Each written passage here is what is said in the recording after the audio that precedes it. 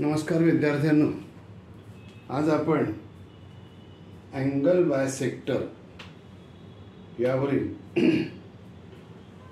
सर्व क्वेश्चन संपले. आज आपण इकडे आउट ऑफ टेक्स्ट बुक मधला हा क्वेश्चन आहे. हा 4 मार्काचा क्वेश्चन आहे. म्हणजे चौथ्या प्रश्नात विचारला जाईल आपल्याला पुस्तकाच्या बाहेरचा. एवढं बघा विद्यार्थ्यांनो, क्वेश्चन वाचूया आपण. तसा हा क्वेश्चन कशावर आधारित आहे बघा.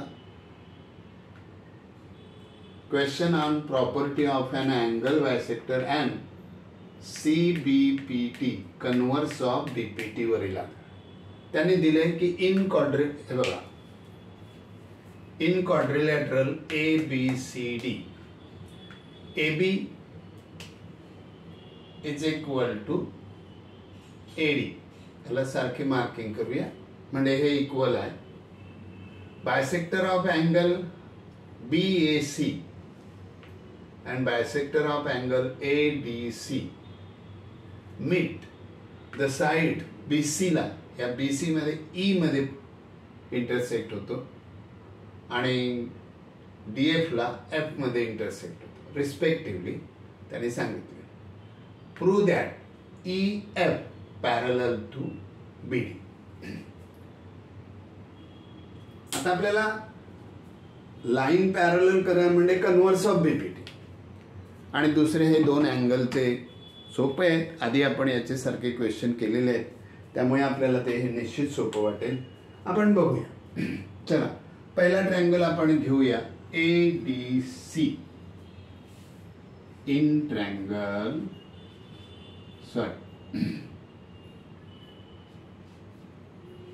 ADC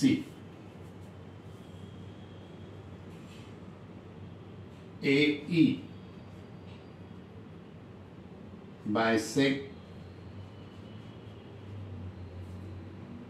angle BAC.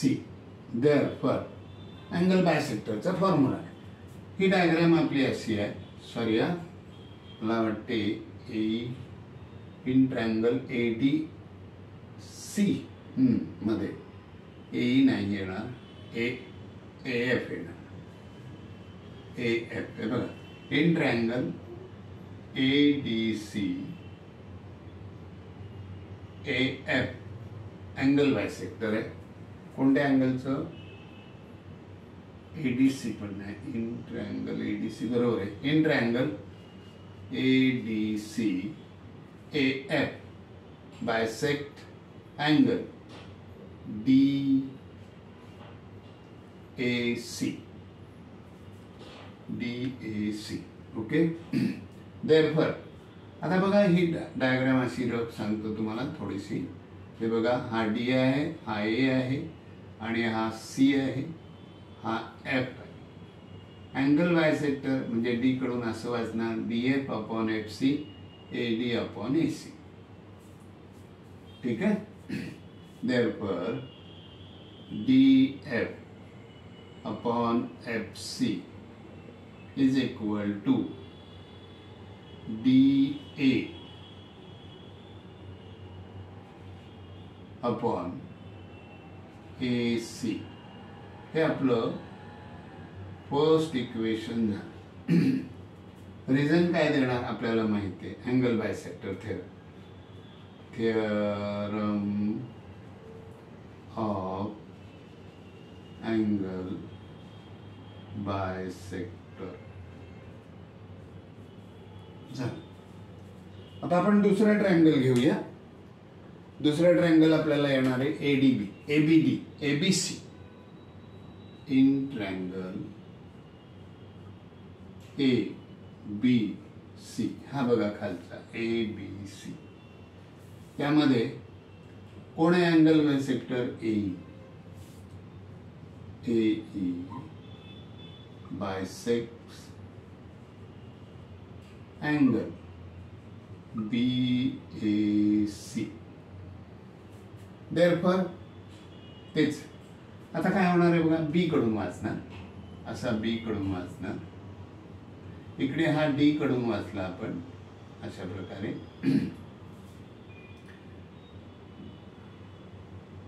इकडे ठीक आहे, म्हणजेच असं डीएफ नाही sorry B E upon E F is equal to B upon E F is equal to B A upon A C. B A upon A C हे आपलं सेकंड इक्वेशन झालं. Reason तेच, theorem of angle bisector of triangle.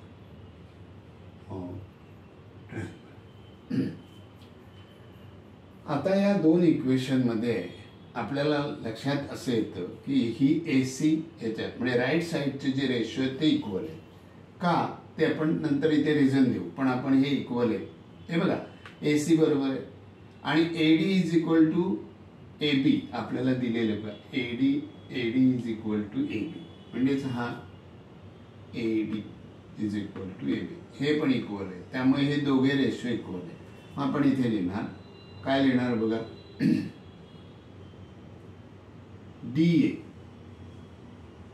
Upon A C is equal to B A upon A C. यांचे denominator equal आहे आणि numerator equal आहेत असं आपल्याला गिवन मध्ये दिलेलं.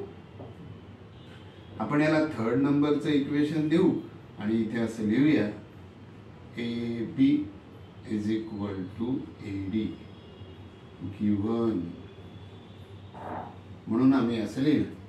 अरे मग हे असं लिहिलं तर ह्या दोन बाजू इक्वल झाल्या तर मग ह्या दोन बाजू पण इक्वल होणार, साधी गोष्ट आहे. बरं जाऊ दे, D A upon A C म्हणजे काय, तर इथे लिहिणार D F upon F C is equal to B A upon A C, B A upon A C is equal to बघा, B A upon A C is equal to इथे तो B E upon E F. याला आपण 4 नंबरचं equation देऊ आणि म्हणूया from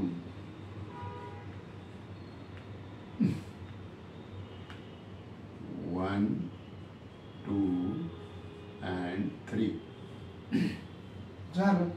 मग आपण आता या ट्रायंगलचं नाव घेऊया BDC. इन ट्रायंगल BDC काय झालं ते बघूया. हे इक्वेशन लिहूया, DF upon FC is equal to B upon EF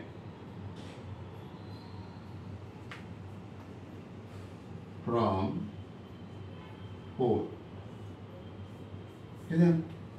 मग काय, या ट्रायंगल मध्ये हे दोन रेषे इक्वल आहेत. देअरफॉर काय होणार, तर देअरफॉर BF पाहिजे, सॉरी BF BD येणार ते EF कुठे आहे, EF हां EF पॅरलल टू BD. आपण तसं लिहूया जे विचारले ते, EF parallel to BD. Reason देऊया, कन्वर्स ऑफ BPT. संपलं. Hence proof.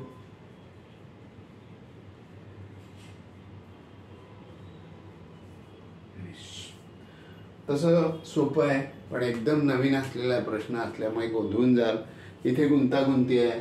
नेहमीप्रमाणे आपण तेच केलं की एक एक घेतलं. इथे 2-3 बिस्कुट आहेत, आपण एक एक बिस्कुट घेतलं आणि त्याचा आनंद घेतला. तसं एकच ट्रायंगल घेतला आणि त्याला सोपं केलं आणि त्याचा आपल्याला आनंद झाला. दुसरा ट्रायंगल घेतला, त्याला सोपं बनवलं आहे. आणि अशा प्रकारे विद्यार्थ्यांनो आपल्याला हा क्वेश्चन अपेक्षित आहे, कारण अजून तो आलेला नाही. बोर्डाचा आउट ऑफ म्हणजे क्वेश्चन येतात टेक्स्टबुकचे, त्यापैकी हा एक आहे. तर पुस्तकाच्या बाहेरील प्रश्नसुद्धा मी आपल्याला देणार आहे. तुम्ही माझ्याशी टचमध्ये राहा, सबस्क्राईब करा आणि तुम्ही आपला फायदा करून घ्या. तुमचा फायदा हेच माझं ध्येय आहे. बाय.